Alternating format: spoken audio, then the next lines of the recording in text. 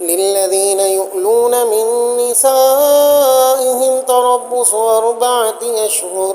فإن فاءوا فإن الله غفور رحيم۔ جو لوگ اپنی بیویوں سے ایلا کرتے ہیں یعنی ان کے پاس نہ جانے کی قسم کھا لیتے ہیں، ان کے لیے 4 مہینے کی مہلت ہے، چنانچہ اگر وہ قسم توڑ کر رجوع کر لیں تو بے شک اللہ بہت بخشنے والا بڑا مہربان ہے۔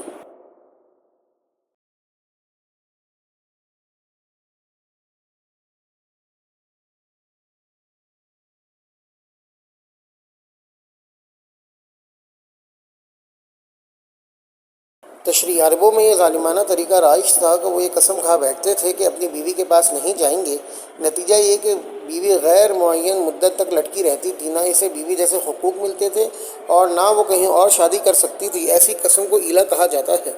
اس آیت نے ایک قانون بنا دیا کہ جو شخص ایلا کرے وہ یا تو 4 مہینے کے اندر اندر اپنی قسم توڑ کر کفارہ ادا کرے اور اپنی بیوی سے معمول کے ازدواجی تعلقات بحال کر لے، ورنہ 4 مہینے تک اگر اس نے اپنی قسم نہ توڑی تو بیوی اس کے نکاح سے نکل جائے گی۔ آیت میں جو کہا گیا ہے کہ اور اگر انہوں نے طلاق ہی کی ٹھان لی ہو تو اس کا مطلب یہی ہے کہ وہ 4 مہینے قسم توڑے بغیر گزار دے تو نکاح خود بخود ختم ہو جائے گا۔ وَإِنْ عَزَمُوا الطَّلَاقَ فَإِنَّ اللَّهَ سَمِيعٌ عَلِيمٌ، اور اگر انہوں نے طلاق ہی کی ٹھان لی ہو تو بھی اللہ سننے جاننے والا ہے۔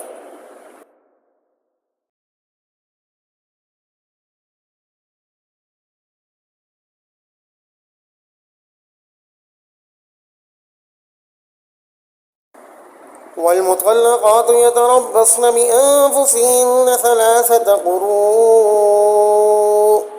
ولا يحل لهن أن يكتمن ما خلق الله في أرحامهن إن كن يؤمن بالله واليوم الآخر وبعولتهن أحق بردهن في ذلك إن أرادوا إصلاحا ولهن مثل الذي عليهن بالمعروف وللرجال عليهن درجة واللہ عزیز حکیم۔ اور جن عورتوں کو طلاق دے دی گئی ہو وہ 3 مرتبہ حیض آنے تک اپنے آپ کو انتظار میں رکھیں، اور اگر وہ اللہ پر اور آخرت کے دین پر ایمان رکھتی ہوں تو ان کے لیے حلال نہیں ہے کہ اللہ نے ان کے رحم میں جو کچھ حمل یا حیض پیدا کیا ہے اسے چھپائیں، اور اس مدت میں اگر ان شوہر کے حالات بہتر بنانا چاہیں تو ان کو حق ہے کہ وہ ان عورتوں کو اپنی زوجیت میں واپس لے لیں، اور ان عورتوں کو معروف طریقے کے مطابق ویسے ہی حقوق حاصل ہیں جیسے مردوں کو ان پر حاصل ہیں۔ ہاں، مردوں کو ان پر 1 درجہ فوقیت ہے اور اللہ غالب اور حکمت والا ہے۔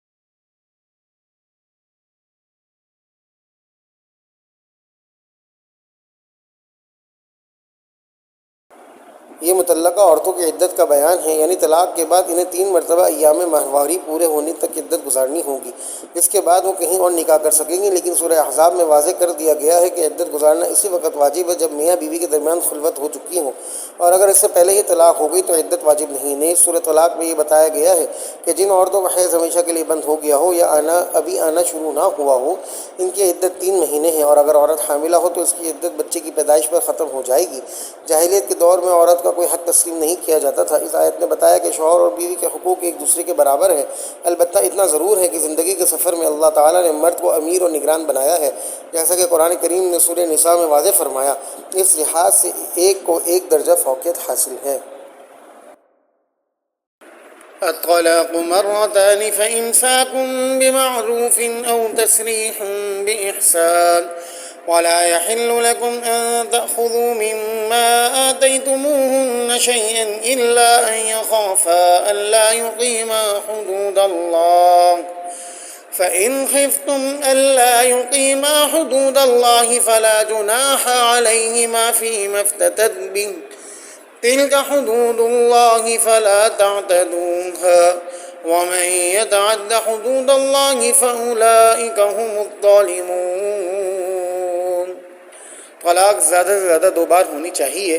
اس کے بعد شوہر کے لیے 2 ہی راستے ہیں، یا تو قاعدے کے مطابق بیوی کو روک رکھے یعنی طلاق سے رجوع کر لے، یا خوش اسلوبی سے چھوڑ دے یعنی رجوع کے بغیر عدت گزر جانے دے۔ اور اے شوہروں، تمہارے لیے حلال نہیں ہے کہ تم ان بیویوں کو جو کچھ دیا ہو وہ طلاق کے بدلے ان سے واپس لو، الا یہ کہ دونوں کو اس بات کا اندیشہ ہو کہ نکاح باقی رہنے کی صورت میں اللہ کی مقرر کی ہوئی حدود کو قائم نہیں رکھ سکیں گے۔ چنانچہ اگر تمہیں اس بات کا اندیشہ ہو کہ وہ دونوں اللہ کی حدود کو قائم نہ رکھ سکیں گے تو ان دونوں کے لیے اس میں کوئی گناہ نہیں ہے کہ عورت مالی معاوضہ دے کر علیحدگی حاصل کر لے۔ یہ اللہ کی مقرر کی ہوئی حدود ہیں، لہذا ان سے تجاوز نہ کرو، اور جو لوگ اللہ کی حدود سے تجاوز کرتے ہیں وہ بڑے ظالم لوگ ہیں۔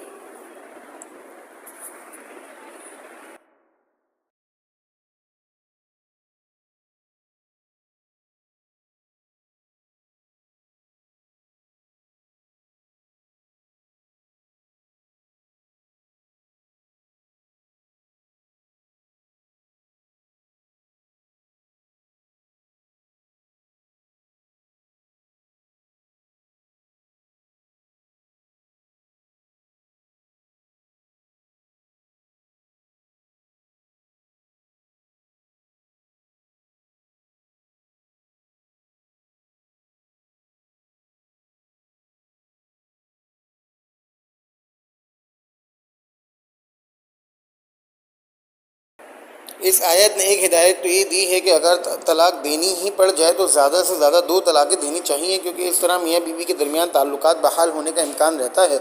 چنانچہ عدت کے دوران شوہر کو طلاق سے رجوع کرنے کا حق رہتا ہے، اور عدت کے بعد دونوں کی باہمی رضامندی سے نیا نکاح نئے مہر کے ساتھ ہو سکتا ہے۔ لیکن جیسا کہ اگلی آیت میں فرمایا گیا ہے کہ 3 طلاق کے بعد دونوں راستے بند ہو جاتے ہیں اور تعلقات کی بحالی کا کوئی طریقہ باقی نہیں رہتا۔